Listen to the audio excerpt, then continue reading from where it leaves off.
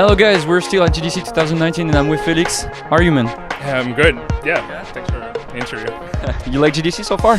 Yeah, it's been great. I came here with no expectations. I don't really, knew if it was more about the talks or more about meeting people. So I'm trying to, just feel it and be around. And it's been great so far. Yeah. Awesome. So Felix, you worked on games as an animator, but also on TV, on series, and on movies and game trailers. Was it difficult for you to choose between film animation and game animation?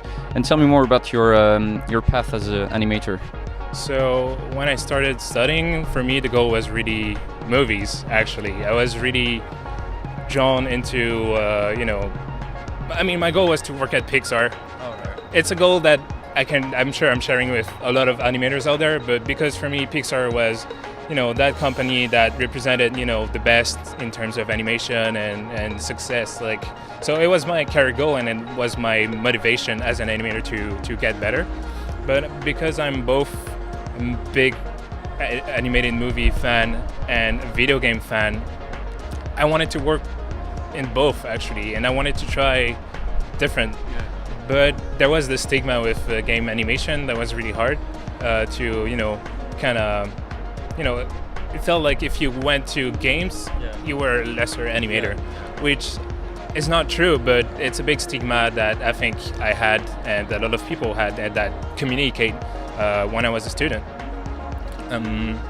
But funny fact is my first job after school was 2D animator in a mobile game company, which is definitely not what I wanted to do, but I thought just the motivation to do something new or the drive, the excitement was got me. And also just because that could, it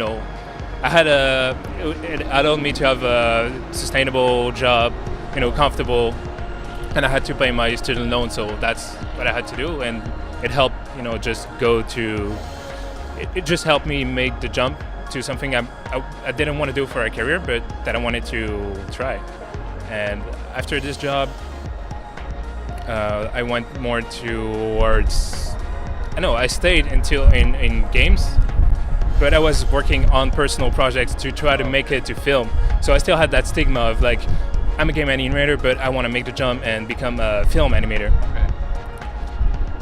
That's where I got my job at Axis Animation, where I was making game trailers, more action, just exactly what I wanted to do. But all that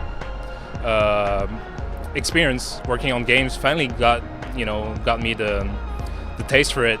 And after Access, I went back to mobile games, and I really enjoy it now. And I don't really have that.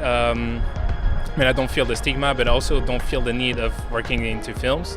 I'm perfectly happy being a game animator and trying to be the best game animator I can.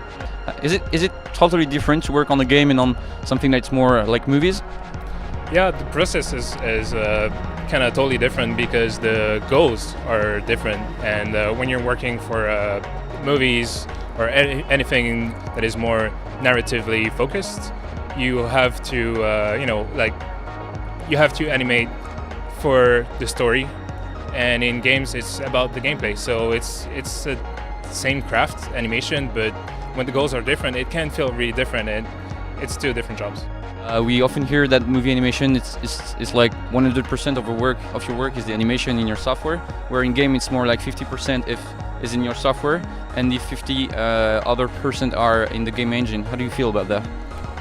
Well, your job is definitely not done once you're done animating in games, because what matters is how the game feels and how it perceives. So even if you think you have a great animation in Maya, then most of the time you look at it in the game engine and it doesn't look exactly how you plan, or it doesn't feel great, or depending on your camera and point of view, it can also feel very different. So there's a lot of back and forth between playing the game and animating, and often I find myself changing something because it didn't feel right in the game engine. Also, a lot of the time the animation feels smoother, maybe less impactful in the engine, so there's also this back and forth for trying to make it more snappy, but I guess that depends on taste. You work now at Supercell. How is it for you to work as an animator on such a big company, but especially on a mobile game?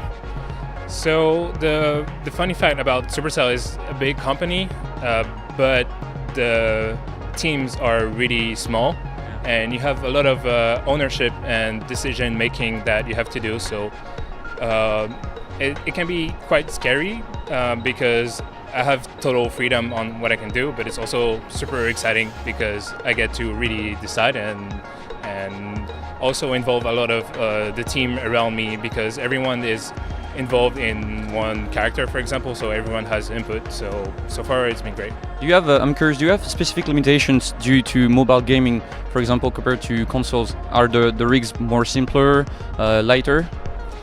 There is limitations, but I think like more and more mobile games are catching up with PC and console games. I don't feel day to day that I have to limit myself in in the type of rigs that I'm doing or the animations. And the approach in our games is the constraints are more about what type of game it is, rather than the technical limitation of the platform we're working for. I'm also curious, is there something you're very careful about when you're animating?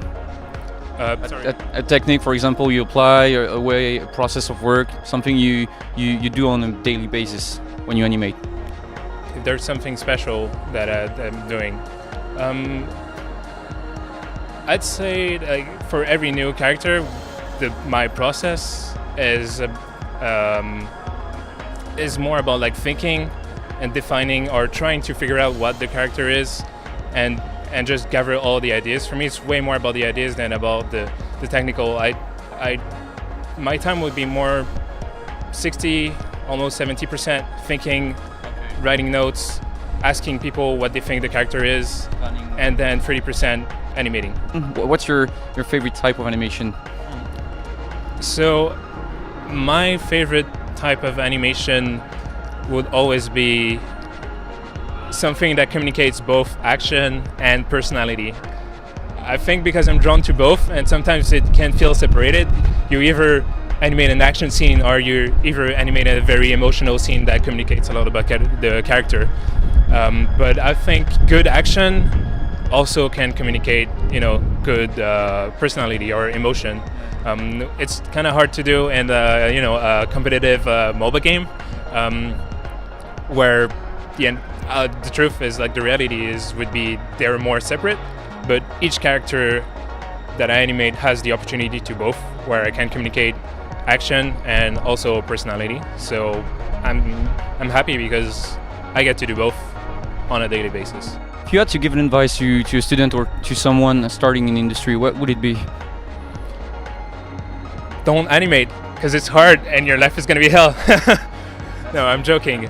But I think it would be less about overstressing what type of animator you want to do, if you want to do games or movies, or if you want to do more action or more emotion stuff, and just keep trying new things. And as you keep trying, you're going to develop a taste, and you're going to feel more comfortable in certain areas, and it will just flow together, and that's how you're going to become the artist you're going to become. It's like you should overthink it less and just go out there and just try to do stuff and get opportunities that are exciting, rather than trying to stick to a specific character. Yeah. There's a lot of pressure from the industry, right, to stick to one department or one type of animation. I mean, just being like specialized in what you do and gather a lot of experience on that. But I mean, at least for me personally, it was more about trying something new every time, because that's really how I stay motivated and I renew myself and I grow as an artist. Because changing jobs it really helps into resetting to zero, meeting new people that would teach you, inspire you. So it's a for me the best way to grow as an artist. And yeah, trying different types of animation is also super fun. So yeah, there's an imbalance, I'd say, between the industry needs and your maybe aspiration as an artist, and a lot of people I'm sure are balance between going to work for games or going to work for movies, and what is the best and what should they pursue, right? But I think you should overthink it less and just go with your gut feeling at the time, because this is a really, I'd say, proven way to grow as an artist. So resist a little bit the industry pressure and just try to do what you really want to do. Awesome. Okay, I just have one final question. Can you share with us an animation tip? Observe the world around you. I think because animating is recreating life, I think you need to really understand how thing moves. I think it's a basic animation 101, right? But I think the more you get from outside of animation, I think a lot of the times I see a lot of people watching other animations and getting inspired by that, which is totally cool because you see really great animations, but it's also great to just see great behavior outside. You can animate seagulls like the one passing just now, or people walking. Even movies are great for that. So that's where I try to get my inspiration. Okay. Do you practice drawing on a daily basis to improve your animation skills? I guess I should do it more, but no, not at all. I draw, but I don't enjoy drawing as much. It's a really, really difficult process. So I like drawing, but it's a low pressure one. I'm not trying to do it to improve. So yeah. Awesome. Thanks for the share, man. Really appreciate.